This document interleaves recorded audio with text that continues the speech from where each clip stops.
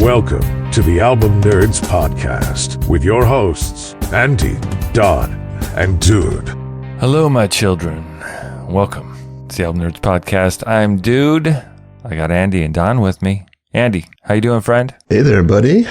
Doing well. Just sitting here, got the lights dimmed, I lit a single candle, got a little incense burning in the corner. Don, old chum, what's up? Seems like we got like a high pressure system moving in. Or is it a low pressure? Oh, it's low. All right, so this is the Album Nerds Podcast. It's a podcast. We talk about albums. We love them, and hopefully so do you. We got a great show for you today. We're going to be talking about albums that have songs from the Quiet Storm radio format, and we'll get a little more in-depth on what that is in a minute. But first, we're going to talk a little bit about how we got there, the stuff we listened to in the past week to make our selections, and we'll get to those. We'll each pick an album. We're going to answer a question that's loosely related to our Quiet Storm topic today, and then we'll figure out what we learned, and we're going to spin the wheel of musical destiny to find out what we'll talk about on the next episode. But this week, it's all about that Quiet Storm. That's what I'm talking about! Quiet Storm is a radio format and genre of R&B performed in a smooth, romantic, jazz-influenced style. It was named after the title song on Smokey Robinson's 1975 album, A Quiet Storm. The radio format was pioneered in 1976 by Melvin Lindsay while he was an intern at the Washington, D.C. radio station WHUR-FM. It eventually became regarded as an identifiable subgenre of R&B. Quiet Storm was marketed to upscale, mature African-American audiences during the 1980s and fell out of favor with young listeners in the age of hip-hop, but its legacy continues into pop music today. So today, each of us will present an album with a song that would be played on a Quiet Storm radio station. All right, so fellas, how did we do in this Quiet Storm? Did we have an umbrella? Did we get soaked? What's the deal? Oh man, I tell you, I got drenched by some Teddy Pendergrass. Oh, yeah. Jeez. Oh, my God. Oh, my gosh. Know. It's impossible for your hands to not slowly start caressing your own cheek when you listen to Teddy Pendergrass. Yeah, Teddy P, he goes to another level with the Quiet Storm genre here. So I listened to a couple of his records. Both were pretty awesome. Yeah. In the 70s. Al Green, the Let's Stay Together. A little too bluesy, a little too poppy, I guess, for this, what I thought the genre sounded like. And I'll shout out a more recent record from a group called Rye, called Woman, came out in 2013. Excellent, kind of soft jazz vocal thing going on and fits this space pretty well. I stumbled on that one too, and a lot of the things that now would kind of fall into that category are even jazzier, I think, than a lot of the 1980s era Quiet Storm stuff. Yeah. So yeah, I did some Pendergrass myself, smoked that Pendergrass, and yeah, it felt too uncomfortable to play and talk to you guys about, was what it kind of boiled down to. It's very intimate, yes. Yeah. I don't think I could, we're on Zoom, but even making eye contact on Zoom, I couldn't do it and talk about a little Teddy. too much. Yeah. So Toni Braxton, her first album.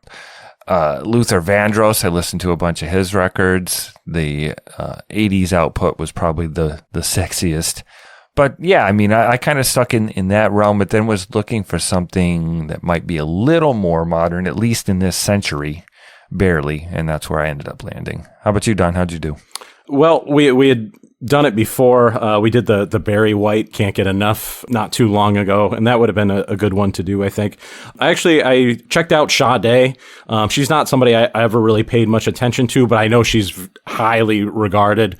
So I did want to spend some time with that record. But I believe you guys discussed it, Diamond quite Life. A while ago. Yep, Diamond Life. That would have been my first pick here. Yeah, it's a good one. Yeah, and then Anita Baker, Rapture. I remember watching like the Grammys that year, and like she was nominated in like every category, and it just seemed like kind of old people music to me at the time. That's we did that. Andy and I did it on the show a while back, and that was exactly what I said. At the time, I thought of it as like old people music, but mostly is because they were old enough to have sex and I was not. So That's true.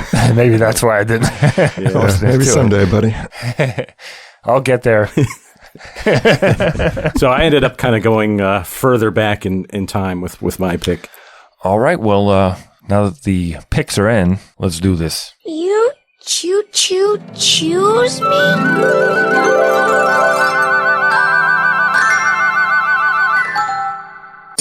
And so, students, my children, this is Venus Flytrap, inviting you to join me on a telescope ride of incredible distances and joyous harmonies as we spin, soar, and somersault into the night of knee-deep velvet. Now a little taste of honey. Oh, yes, those telescope rides. What is with the bells, man? Is that Oh, part no, of, like, you know, Venus Flytrap of WKRP had some props, and he liked to use the chimes and then a gong. Oh, God. In the era before soundboards. Yeah, Exactly. right. Well, for my Quiet Storm selection here, we are starting with the album that started the whole movement itself. Talking about Smokey Robinson and his 1975 album, A Quiet Storm. This is the third studio album for the soul singer from Detroit, Michigan. It really solidified Robinson as a solo artist and songwriter after his career with The Miracles was coming to a close. Let's play a little bit of the title track. This is Quiet Storm. Quiet storm blowing through my life. Quiet storm. Yeah, that song. Wow. I was really impressed by that track. I really came to appreciate this album as a whole after listening to it for a while. He gets a great groove going on this record. 3 words I use to describe it are hypnotized by the storm. I think Smokey kind of gets you under his spell here. Kind of works his magics on you. And I don't know, man. I was a believer by the end of this record. They're really well-written, intriguing songs. It's a pretty short record, coming in a little over 30 minutes and only 7 tracks, but each one really, I think, stands well on its own, covers a lot of ground, and he really gives a really passionate, charismatic vocal performance, I felt. His voice is like very soft and smooth and sensual, but it's very nimble. He's like up and down and all over and creating all these interesting melodies. The question when I hear him, especially on this record, when he sings, the way he sings, like I think of silk sheets, but then I thought maybe it's more satin. So what do you guys think? Silk or satin for Smokey? When Smokey sings, I hear violins. He inspired others. Very nice. So silk or satin? Satin. I would go satin, I think. I think, like, high thread count. From now on, sure. that's how we should rate all albums, by their thread count.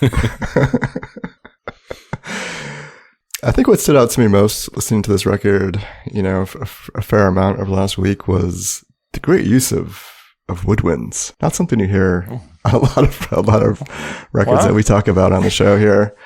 It's a Quiet Storm. You'd expect some wood to be involved, yeah? Yes, the flute has been utilized. Yeah. If you don't count saxophone as woodwind, then it is sort of unusual. Right? Yeah, totally. Yeah, I think the band really holds its own here and plays really, really tight with Smokey's vocals. They're right in lockstep through these tracks here, and it keeps things moving and kept me really engaged. And I've enjoyed Smokey. I remember him a lot growing up. I feel like he was in all the shows I watched growing up. Smokey was a big part of that scene or whatever. But I never heard this album, and man, I really came to really appreciate it. Well, he had radio hits even into the 80s, so he never fully went away, and he got mentioned in a lot of different songs. And yeah, obviously very influential, and yeah, really was in the forefront of the forest fire cause. Only you can prevent wildfires. Am I that predictable? All right, why don't we hear another track from the record? This is a little bit of Happy, love theme from Lady Sings the Blues. Love me just a while. Why don't you stay right here? Love me just a while. So that song actually comes from the film Lady Sings the Blues, which was released in 1972 and was about the singer Billie Holiday. The melody was composed by, I think it's Michel Legrand. The melody appears in the film, but Robinson didn't actually add lyrics to the song until after the film was released. The song was originally recorded by Bobby Darin and then by Michael Jackson. So, Smokey finally takes a crack at it here in 1975. The lyrics are so cool. I guess that's one thing that kind of surprised me with this album is, his lyrics are relatively simple, but they're still kind of clever. I just like the line, my life began when Happy smiled. That's good stuff. The 3 words I chose to describe the album: look out, Marvin and Stevie. So, this is right around that time where you have Marvin Gaye and Stevie Wonder putting out these epic albums. And it's like Smokey had to answer with his own. This one's a little different because it's more romantic, whereas those were kind of tackling social issues and stuff. Right. But I feel in terms of just the hugeness of the record, it still kind of has that big feel to it. With all the orchestration. I think it's it's a cohesive masterpiece. I think all the songs are unique, but they tie together. I'm happy. I love the 70s R&B because I think they finally embraced the album as a format, because I tend to think of early Motown and even Aretha Franklin and stuff. They're just singles. Yeah, exactly. So particularly Smokey Robinson, Stevie Wonder, and Marvin Gaye, really I think elevated that genre. I was going to follow up on that. There's some loose concept album elements to this. The album opens and closes, and a couple of tracks as well feature kind of this wind blowing through or this stormy background sounds.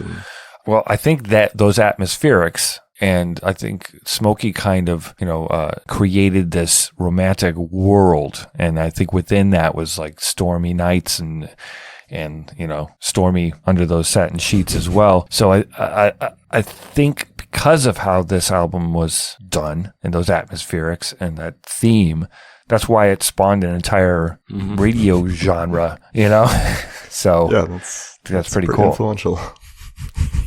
Take that, Marvin. Okay, well, why don't we play what was the lead single from the album? This is Baby That's Back At You. So when you feel it, don't try to conceal it, Lord. Just let it happen for you. I love the fluty stuff going on there because his voice works with it so well. The quality of his voice does have a woodwind quality to it. There's something airy to it, that's unique. Yeah, so that song just really has a great vibe to it, expresses romantic sentiments, obviously. I think it probably came from someone saying, I love you, and him saying, back at you, because I feel like all the feelings are bouncing back and forth between them. And I like that. It feels like fresh love. So the 3 words I used to describe this album: gusting vocals forecasted. As I alluded to earlier, that the airiness of all of it, the instrumentation, his voice, the storm rain theme, it feels like you're caught up in this. And sometimes that's what love can feel like, especially in the early stages of a relationship, that it does feel like there's this quiet storm brewing, and it's you can't control it, and I think this sums it up very well. The album is lyrically compelling. Every song held my attention. It went too fast, which it's pretty short, but his voice is so well suited to this, and he's still trying to do it. 80-something years old. The album that came out this past year, Gasms. Right, let's not bring gasms into this. Well, he talks about eargasms and it's all different kinds of gasms that this person brings these shudders of joy to him. Yeah, I watched a performance of his. No, I didn't name the album. Terrible title. But along that point, I watched a performance of him from a year or 2 ago. Did an hour-and-a-half long concert. He was really good. He's still dancing around and still getting the ladies to scream at him. All right. Well, man, I don't know. I'm debating Hall of Fame for this. I really like it. It's not exactly giving me gasms, but Wow. It's here. I'm enjoying it. No. Smokey can get away with it. You, sir, cannot. Yeah. All right. I didn't think we'd have a Quiet Storm album in the Hall of Fame, but I think this one's worthy. So yeah, I'm gonna nominate Smokey Robinson's Quiet Storm for the Album Nerds Hall of Fame. I think it's a very unique record. The sound, obviously created kind of a subgenre here, and every track is really strong. So I think it's a Hall of Fame worthy for me. What do you guys think? Yeah, I think so too. He's a legendary voice and he's a legendary songwriter, and I think this is probably the album to put in. I had never heard it before. Me either. Honestly, I wasn't either. that familiar with his solo output. It's like, yeah, absolutely. It genre defining, his contribution to changing music in that period, changing what soul music could be. So right on. All right. Well, that was Smokey Robinson, A Quiet Storm. I'm good enough, I'm smart enough, and doggone it, people like me.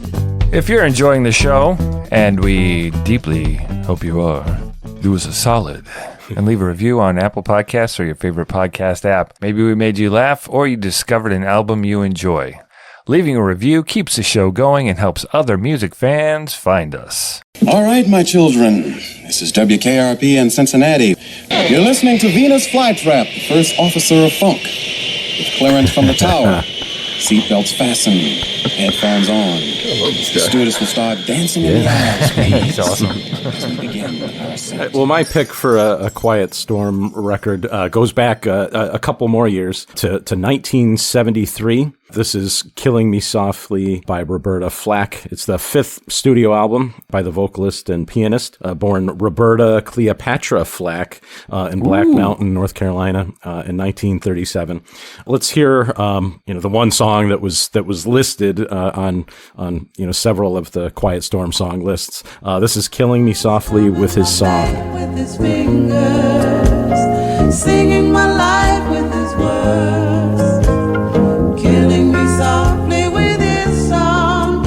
So that song was composed by Charles Fox, who's a kind of a semi-famous film composer. Actually did the music for one of Dude's favorite films, Strange Brew. It features lyrics by Norman Gibble, who actually did a lot of lyrics for television theme songs like Happy Days and Laverne and Shirley. And you also have... To put it in context, TV show theme songs used to actually be full-length songs, many of which got played on radio as well. Now, they're much shorter, generally speaking, but they were epics back then. Yes. This also featured lyrics from Lori Lieberman. Actually, Lieberman was inspired by a Don McLean performance she attended in 1971, particularly of a song called Empty Chairs. All that's Don McLean, which is kind of surprising. I pictured it being Marvin Gaye or, That's what I was thinking. That's what I always heard, like strumming my pain with his finger. Like, this is someone that's got a moving voice, not a meh, meh, meh type of voice, but apparently Lori was moved. I always heard that this was inspired by Marvin Gaye, that Roberta Flack saw him and was writing about him, but it was like 17 other people writing and not her. Yep. Lieberman actually recorded the song in 1971. Did you listen to it? Yes, I did. How is it? It's all right. She's no Roberta Flack, and she's no Lauryn Hill. Yeah. Anyway, so the three words I chose to describe the album are warm, sophisticated soul. I think Roberta Flack has a unique place in the world of R&B and soul. She doesn't sound like the others, and she seems to be just as informed by like classical music as R&B and soul. She has a pleasant voice. I mean, it's a lovely voice, but it's not. She's not Aretha Franklin. It's more about the song. I think a lot of times with people like Aretha Franklin, the songs are just sort of like a device for her to kind of show off her vocal talents. And I think Roberta Flack does a good job of bringing the song and the lyrics and the melody to the forefront. In some circles, people would criticize her for kind of like a lack of edge or rawness or a lack of soul or something. But yeah, I really enjoyed this album. I I like her voice a lot. I think there's a lot of sincerity in it. There's sadness, and that, of course, that's often what draws me in is melancholy, and there's a sadness and a vulnerability in most of these songs. And I think it's it's an interesting collection. With lots of different songwriters represented, Janis Ian, Leonard Cohen, and so on. But overall, I think it's a solid record. Anyway, well, let's hear more. Here's a Leonard Cohen song, Suzanne. Takes you down the place by the river. She's wearing rags and feathers from Salvation's army counters. Damn. One of the things I like about this song is it takes you on this journey, and she does such a great job of taking Leonard Cohen's story about his friend Suzanne Verdal, and the lyrics vividly portray like the rituals they would do when they would hang out together. He would visit her in Montreal Harbor, and they would have tea and stroll the old Montreal, and he just describes all this stuff so perfectly, and that she goes to Salvation Army, and you can just picture this person in these encounters.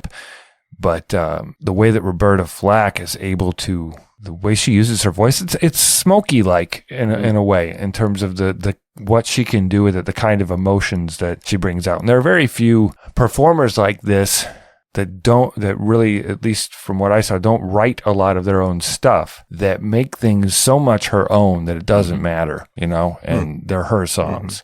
The 3 words I used to describe this album were "sing us a song, you're the piano woman." It kind of is, it's that same kind of feel like that Billy Joel in his early stuff would portray. I mean, she's better vocally, but it feels like a piano bar singer just belting it out, and it's warm and inviting, and the album covered more styles than I expected, but the soul shines through regardless of the type of song. And Killing Me Softly, obviously, she just nails that song too. Yeah, no, I totally agree. Is most of the record, or is the entire record, cover songs still? Yeah. Well, they're not necessarily covers. They're just not written by her. Some written for her. Yes. All right. Well, let's hear another one. This is No Tears in the End. Things would turn out this way. I never would believe that you'd still be here too. Yeah, that's probably my favorite cut off of this album here. I really love the sort of like, she hints at some gospel and some soul flavor on that track, and some good horns and percussion come in and help move things along. 3 words I used to describe this album are killing me with inconsistency. that is great. Man, I like Roberta Flack. I've listened to a lot of her records for this show. I think this collection of songs is just is average in my opinion. They're good, but they don't fit very well together as an album. At least I didn't feel like listening through this. They're just kind of all over the place in terms of tone and style. Obviously, Killing Me Softly is a classic, and I think her version is the definitive version. But the other tracks, I know Jessie was like the second single off this album, I believe, and a pretty popular song at the time. I could not get into that song. I found like that was just totally derailed the record for me. It's a very quiet song about someone named Jessie, and I felt like the whole album just came to a grinding halt at that point. And there's a few interesting moments after that. I did appreciate Suzanne. I thought that was a pretty cool closer. But then When You Smile is like almost like a show tune, sort of, in the middle of it. It is, yeah. That one's been done a bunch of times. I was not super into that either. It felt like it was from a musical. Mm-hmm. Yeah. But I mean, she's great on piano, and her voice, is unique and I think high quality. And I mean, I enjoy the record as a whole. It's a Quiet Storm album. I don't know if it fits that genre perfectly, but there's definitely some elements here for sure. There's some drizzles. Yeah. Partially cloudy. Yeah. Okay, so from 1973, that was Killing Me Softly by Roberta Flack. Flack! Nice. Excuse me, I'd like to ask you a few questions. And now it's time for Deep Questions by Don. So radio DJs help to shape the Quiet Storm sound.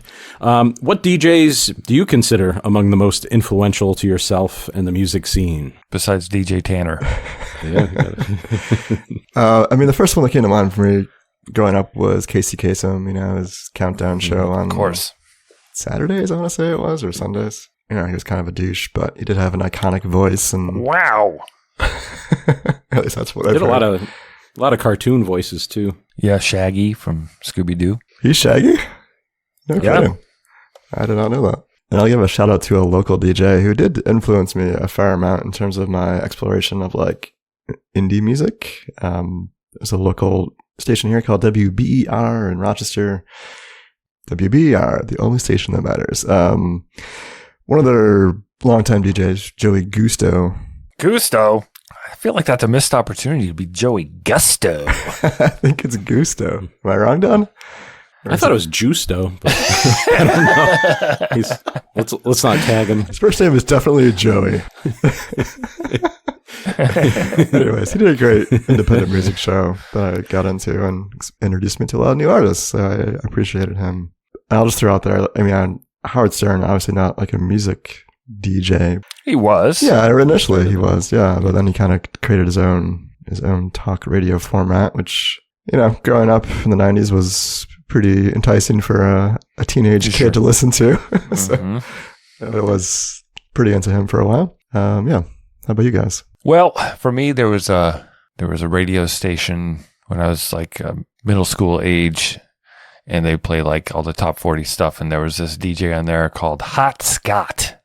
Hot Scots. Nice. I actually he was on some local TV commercials and stuff, and the Hot Scott, and I couldn't stand him, but I liked the station. So yeah, I think for me it was just those regional guys with the goofy names, and of course Wolfman Jack. Oh, yeah. He was known through the 60s for like kind of a almost pirate radio type of thing, and into the 70s where he had this really kind of voice like this. Wolfman Jack. Exactly. And he ended up like on cartoons and stuff in the 70s. So he was just kind of like this pop cultural character that just had a cool name. And then of course, Wink Martindale, host of Tic Tac Dough game show, but before that he was a DJ.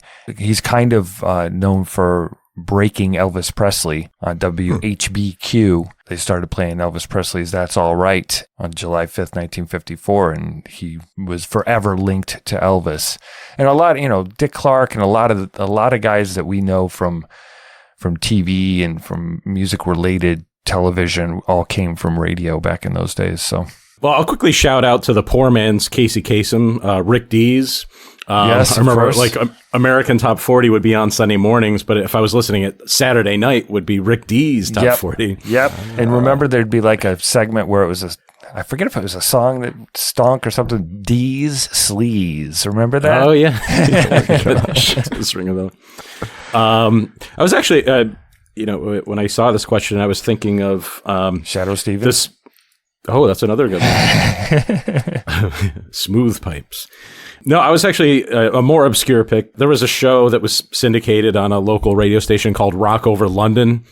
Here we go. That, of course, featured music from the UK. And there's a guy named Paul Sexton who had a really nice, and a nice British accent. So just everything, just any artist name he would say, I'd be like, oh, that sounds really cool. I got to check that out. Anyway, so who's your favorite radio DJ? Hit us on the socials, Instagram, Facebook, and Threads. Also, the Discord, albumnerds.com/Discord. This is Venus, my children. Here we sit, and let the sounds of music creep in our ears. Soft stillness in the night become the touches of Venus. sweet harmony. Mistia. Wow. Okay, so I went a little more recent with D'Angelo and his album Voodoo from January 25th, 2000. So at least we made it into this century. So Michael Eugene Archer, better known by his stage name D'Angelo. American singer-songwriter, multi-instrumentalist, record producer, and has 3 full-length studio albums over a super long career. Fascinating character. The album Voodoo was his second. It incorporates elements of funk, soul, jazz, and rock. So this is Untitled, How Does It Feel? I'm gonna make love to you, woman. Gonna lay you down. Oh, he's good. Ooh, D'Angelo. Yes.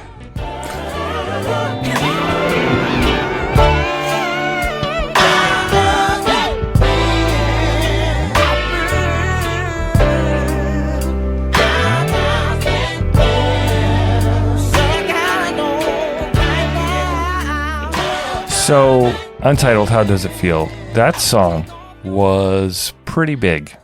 Conceived as a tribute to the iconic musician Prince, who was obviously an influence of D'Angelo's vocal style. And the production of the song was a collaborative effort with D'Angelo and Raphael Saadiq, who we've talked about before from Tony. And that kind of tracks, right? You know, Raphael Saadiq's solo stuff is very Quiet Stormish as well. The recording session took place at Electric Lady Studios. Features a signature 6/8 time, which usually Don gets into, but it does have this distinctive feel that aligns with traditional soul, but it also sounded very modern with the hip hop oriented beats, but then still Questlove's drumming being very organic sounding. And yeah, I mean, the song's lyrics are basically very sexy. It's about intimacy, and a super sweaty song. Do you guys remember its influence at the time? The video where he's like appears to be nude. You guys remember that? Abs. He's got those lower abs, like that triangle. Oh, thing I know. Yeah. His abdomen is out of this world. I don't know. Yeah. Well, at the time I was working at a music store, and we had a in-store play DVD music videos and a couple of TV screens. And when that would come on, I've never experienced this before or since. Oh, every lady, didn't matter how old, race, religion, nothing mattered. If that was on, they were staring at the screen.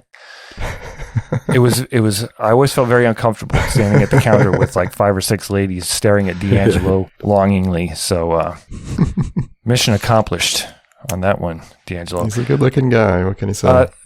Yeah. The album in 3 words, enigmatic soul elevation.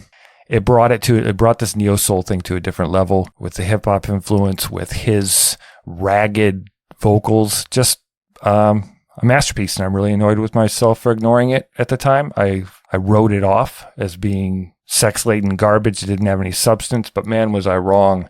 It's a long album, but I really enjoyed it. Why don't we move forward?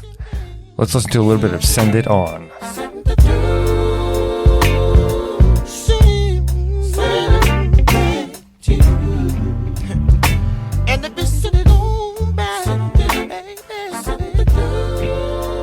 I believe that was the 4th single from the album. The first one they recorded. It's about his newborn son. Really, his lyrics are so, I don't know, they feel deep, but they're hard to deconstruct. I mean, a lot of times they just feel not nonsensical, but they're more about the vibe and the feeling and the emotion behind things. But I really love his performance on that track. I mean, the whole album he's great on this. The 3 words I used to describe it are deep and steady. I feel like everything about this record is like dense, and just has a lot of depth to it. I mean, obviously the bass and the drums are there, and, but just the vibe, everything about this record just has a great vibe to it. I mean, it's kind of sleepy and like muted sounding, but I think there's a lot of cool details and precision when listening closely. There's a fair amount that's happening here, and it works. It works well together. I mean, I think it might be one of the better sounding records in the 2000s I can think of. Everything just sounds great. Mixed really well, too. Yeah. Yeah. Well, the Soulquarians, he's a member of the Soulquarians. You familiar with this, guys? No, what's that? Rotating collective of experimental black music artists during the 1990s and early 2000s. D'Angelo, Questlove, Jay Dilla, Erykah Badu, Pino Palladino, Talib Kweli, Common, Q-Tip. A bunch of those people would come in and out of each other's projects.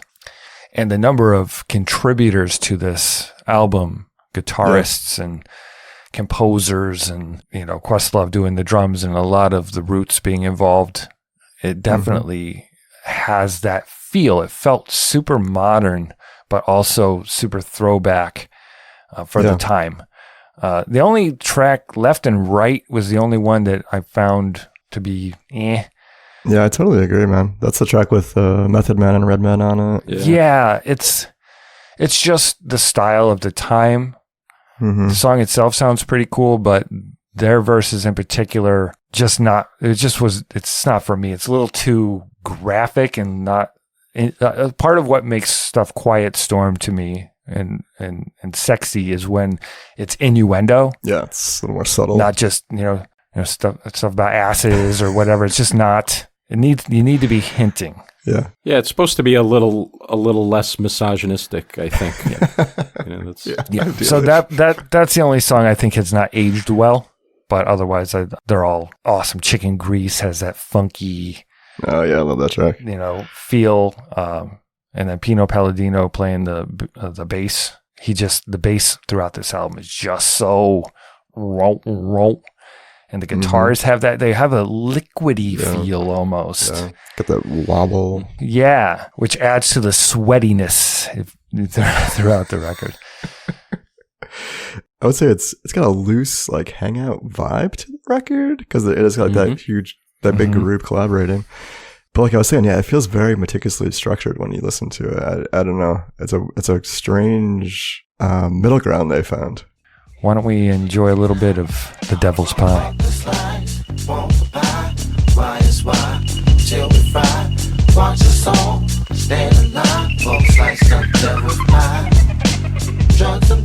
So that song was composed by D'Angelo and DJ Premier, who I believe we've talked about before because he was a member of Gangstar. Yes. And that's definitely one of the most hip-hoppy tracks on the album, and it's the second one. So I think it gives the record some good momentum. And the song basically just deals with your excess, money and commercialism, right? So the three words I chose to describe the album are a quiet derecho. Derecho. Do you guys know what a derecho is? It doesn't sound like you do either. I don't know if I pronounce it right.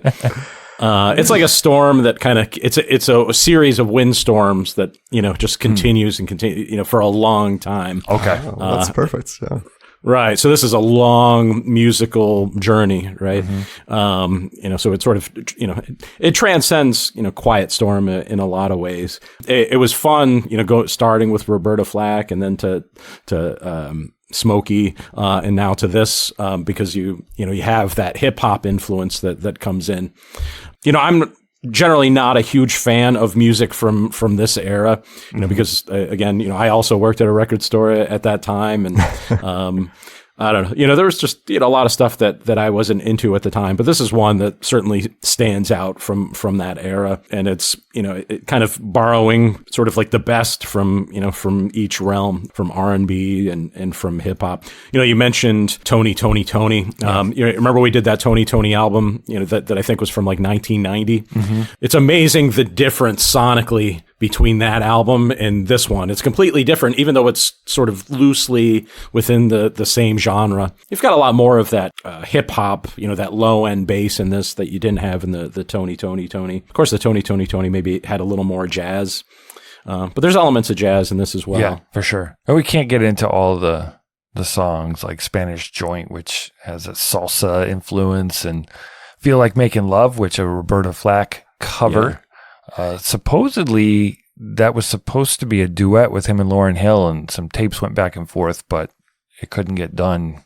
I also read that Lenny Kravitz was brought in to like do some guitar or something on one of the songs, but he said that he couldn't because the drum tracks were inconsistent, that he just couldn't find the groove. And I think that's part of what makes this good, is it does have I read that Questlove in particular said it needed to feel natural. So if there were mistakes, if I was off tempo, we went with it. That was the vibe. I think that's part of what makes this not feel like that era. Music felt very canned, right? Very by numbers. And this has those elements, but the rawness and you know, it's sort of like Alicia Keys from the same time frame. Mm-hmm. I ignored both, and I regret it. And I'm thankful to this show for bringing me around. I'll be honest, like the main reason I didn't listen to this record in 2000, I was embarrassed to have his abdomen like associated in my record collection or on my Spotify or whatever. You know, like coming back to it though, it's almost as good as Black Messiah in my opinion. Yeah, I mean, it's different subject matter. Black Messiah touches on some of that, but this doesn't get into social injustice and racism and stuff too much. I mean, Devil's Pie gets into a little bit of life on the streets and the temptations and all that. But yeah, man, I'm super impressed. And all three of his records, actually, I'm going to nominate this for the Album Nerds Hall of Fame. I especially love it when I find an album to nominate that I was unfamiliar with before doing it for the show. I love that. That's part of what makes this so much fun. So it's a yes for me. I said a bunch of stuff. How you guys feel? Can we have 2 D'Angelo albums in there? Yeah. Well, yes, of course. I mean, you can have more than one Pink Floyd album in there, more than one Marvin Gaye, and D'Angelo doesn't have much output. It just happens to be awesome. Yeah, he takes his time with them. And this feels like an important album, especially considering like that neo-soul movement and how influential it was in really defining what that was going to sound like at this time period. And yeah, I'm a huge fan of his and come to appreciate him a lot over the last couple decades. Yeah, I definitely see this as a standout album in that era. I'm not even sure it's a criticism. You know, I listened to this so many times in the last week, and I never found myself like getting melodies stuck in my head or anything. You know, there weren't any recurring melodies or. You didn't have Devil's Pie pounding through your head for a week? A little bit. But anyway, but that's okay though. You know, I don't think every album has to have that, and it has more. It's a vibe record, I think, and it has kind of a consistent vibe throughout it. And he really does a great job with that. So I'll vote yes. Wow, a Quiet Storm got pretty loud. 2 Album Nerds Hall of Famers. Surprising, huh? All right, so D'Angelo, Voodoo. Go check it out. And while you're there, you might as well listen to his whole discography. It'll only take you a few hours. All right, so we all explored this sort of mysterious, I don't know, perhaps a better defined genre than some of the other ones we've discussed in the past, like yacht rock. Yeah. So what did we learn? I think for me, I've been listening to so much streaming music the last couple decades. I've really discounted radio completely. The value of the DJ, man, like they do bring some atmosphere and some context. And when you create a show like a Quiet Storm show, like that format, it's a cool groove, man. There's a local jazz station that does something like that, and I kind of like listening to that. And it's very different than listening to a streaming album or a random collection of songs. It's cool. Like the DJ does have some value. So yeah, for me it was really just about succumbing to that sound. I mean, I've always been aware of it. There've been songs that I think fit into that, and I've heard those radio stations back in the day, but just letting myself just drop the umbrella and get soaked. It was awesome. Yeah, I think, I mean, it's a genre that I've always been somewhat adverse to, and I think kind of needed to warm up to it, and I mean, God, it's just amazing that we chose, that we ended up putting 2 of these records in the Hall of Fame. I would never have thought that. But no, it's pretty cool. A little more depth than we expected. So, and that's one to grow on.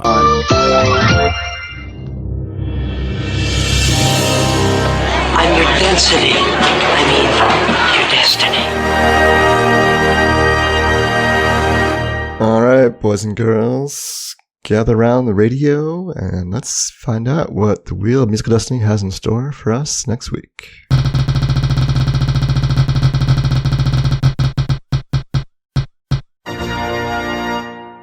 Your musical destiny is twofold. First, you should get down. Secondly, and more importantly, you need to get funky. You will be exploring albums with funk elements or a funk fusion, if you will. Enjoy. Let's get funky. Just a quick reminder, there are 2 ongoing Album Nerds Hall of Fame votes in progress. Go to our website and Discord to cast your vote for the 1982 album Avalon by Roxy Music, as well as Sly and the Family Stone. There's a riot going on. Voting is underway and will be open for another week or so for there's a riot going on, so get your votes in as soon as possible. What's your favorite funk-inspired album? So what else are you listening? Let us know. Join fellow album nerds on Discord at albumnerds.com/Discord. You can email us at podcast@albumnerds.com. Follow us on Facebook, Instagram, and Threads at Album Nerds. Also, please subscribe, rate, and review on your favorite podcast app. If you'd like to support the show, you can do so via PayPal at albumnerds.com/support. All right, thanks for listening once again to the Album Nerds podcast. We'll catch you next time when we get funky. See everybody next week. Strumming my pain with his finger, singing my life with his words. Get your heart out, Roberta. Oh, I thought you were going to throw in a one time. Did you find yourself doing that when listening to her version? It's pretty annoying.